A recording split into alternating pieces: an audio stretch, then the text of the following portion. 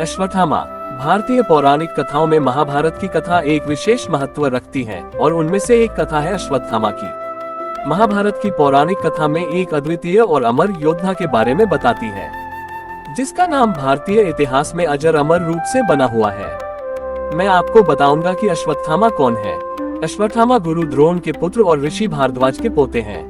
अश्वत्थामा एक शक्तिशाली महारथी हैं, जिन्होंने कुरुक्षेत्र युद्ध में पांडवों के खिलाफ कौरव पक्ष से लड़ाई लड़ी थी।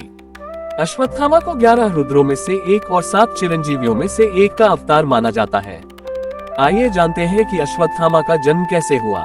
गुरु द्रोण ने भगवान शिव के समान पराक्रम वाला पुत्र प्राप्त करने के लिए भगवान शिव का कई वर्षों तक कठोर तपस्या से प्रसन्न होकर भगवान शिव ने दर्शन देकर उन्हें वरदान दिया। इसलिए अश्वत्थामा को भगवान शिव का 11 रुद्र रूप भी कहा जाता है। अश्वत्थामा जन्म के साथ ही अपने माथे पर एक मणि के साथ पैदा हुए थे, जो उन्हें मनुष्यों से नीचे सभी जीवित प्राणियों पर शक्ति प्रदान करती है। यह उसे भूख, प्यास और थकान से बचाता है। आइए जानते हैं अश्वत्थामा का अर्थ। महाभारत के अनुसार अश्वत्थामा का अर्थ है आवाज, जो घोड़े से संबंधित है। ऐसा इसलिए कहा जाता है क्योंकि जब वह पैदा हुआ था तो वह घोड़े की तरह रोया था। अश्वत्थामा के जीवन पर प्रकाश डाले तो युद्धकला में विशेषज्ञ होते हुए भी द्रोणाचार्य कम पैसे के साथ सादा जीवन जीते थे। परिणाम स्वरूप अश्वत्थामा का बचपन कठिन हो गया। उनका परिवार दूध का खर्च उठाने में भी असमर्थ था। अपने परिवार को बेहतर जीवन प्रदान करने की चाहत में द्रोण अपने पूर्व सहपाठी और मित्र द्रुपद से सहायता मांगने के लिए पांचाल साम्राज्य में गए। हालांकि द्रुपद ने मित्रता की निंदा करते हुए कहा कि एक राजा और एक भिखारी दोस्त नहीं हो सकते, जिससे द्रोण को अपमानित होना पड़ा। इस घटना के बाद द्रोण की दुर्दशा देखकर कृपा ने द्रोण को हस्तिनापुर आमंत्रित किया। वहां उसकी नजर अपने सह शिष्य भीष्म पर पड़ी। इस प्रकार द्रोणाचार्य हस्तिनापुर में पांडवों और कौरवों दोनों के गुरु बन गए। उनके साथ अश्वत्थामा को भी युद्ध कला में प्रशिक्षित किया। चूंकि राजा धृतराष्ट्र द्वारा शासित हस्तिनापुर ने द्रोणाचार्य को कुरु राजकुमारों को पढ़ाने का विशेषाधिकार दिया था, द्रोण और अश्वत्थामा दोनों हस्तिनापुर के प्रति वफादार थे। महाभारत युद्ध में अश्वत्थामा की भूमिका। अपने पिता की स्थिति के कारण, साथ ही उनकी मजबूत मित्रता के कारण अश्वत्थामा हस्तिनापुर के प्रति निष्ठावान थे और कुरुक्षेत्र युद्ध में कौरवों की ओर से लड़े। युद्ध के 10वें दिन भीष्म के पतन के बाद द्रोण को सेनाओं का सर्वाइट सेनापति नियुक्त किया गया। कृष्ण जानते थे कि सशस्त्र द्रोण को हराना संभव नहीं था, इसलिए कृष्ण ने युधिष्ठिर और अन्य पांडवों को सुझाव दिया, यदि द्रोण को विश्वास हो जाए कि उनका बेटा युद्ध के मैदान में मारा गया है, तो उनका दैक उन्हें हमला करने के लिए असुरक्षित बना देगा।